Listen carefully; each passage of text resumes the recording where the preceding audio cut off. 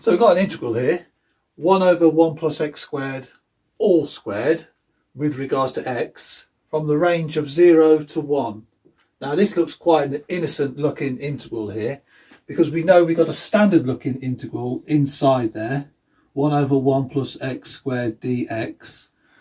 Now we know this one is the inverse tangent function or arctangent, whichever one you want to call it. So that's a nice standard one. So we just got that inside there squared. So we're thinking that could be something to do with our answer, but it's not going to work on this occasion. So this is a bit more tricky than it originally looks. Now we could try u substitution here. U equals 1 plus x squared. That would then give us 1 over u squared. But then the problem becomes with our dx. So when we take our derivative of our new u, we get a 2x in there, which then becomes really awkward. So here on this occasion, what we're going to use, we're using something called the power reduction formula. So let's just write this underneath our integral. So the power reduction formula. Now this is a really useful tool when coming to integrate a function which is looking like this. So our integrand inside here, we've got something 1 plus x squared squared. Now if we break this down into some standard looking kind of an integral, so we have some integral, forget about the range of integration, we'll just write it like this. So we've got 1 over, now if I open up a bracket and call this ax squared plus b, and power reduction formulas always seem to use the letter n, because n will denote our power, hence the rule power reduction formula. So we have a standard looking integral in this kind of format. Now our integral here fits this kind of format. We've got the 1 plus x squared, we could turn that round. So we've got ax squared, so here our a would be 1 and our b would also be 1, but our power for n would be 2. Okay. So the outcome for that, for our power reduction formula, we get x divided by, now this is part of our answer, this is not an actual integral answer so far. So the first part of our answer is x divided by 2b n minus 1, and then we have ax squared plus b to the n minus 1. Now that's the first part of our answer. Now the second part, so there's still more to come with this, we have a new integral.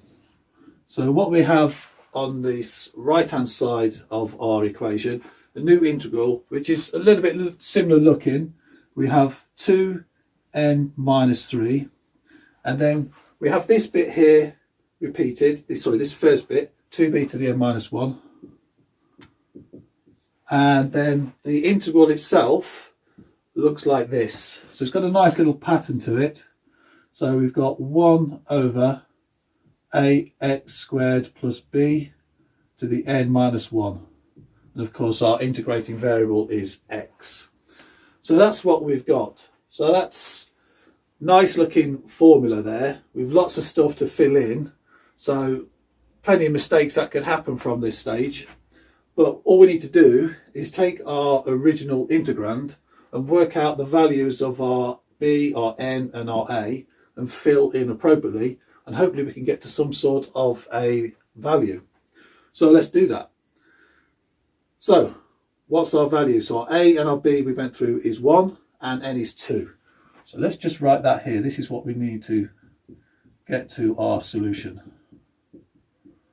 Okay, now let's go straight to this bit here, which is part of our answer. So we've got x over 2 times b. So I'm going to write it down with all the variables in it. So 2 times b, and then n minus 1. And then we've got ax squared plus b. Well, that's our 1 plus x squared. And then to n minus 1. So it's just going to be 1 plus x squared. So I'm going to write that in there. So x squared plus 1 to the power of 1. I'm not going to write that. So that's part of our answer.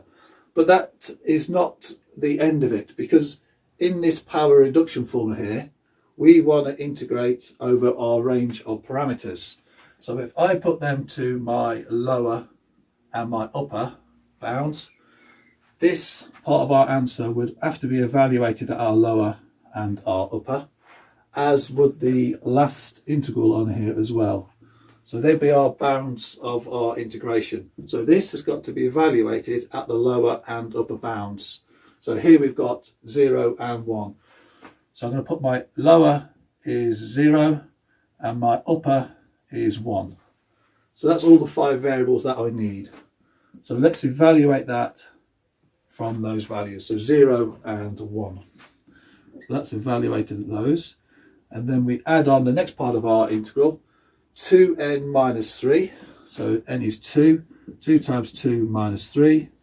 And then 2 times 1, that's our b.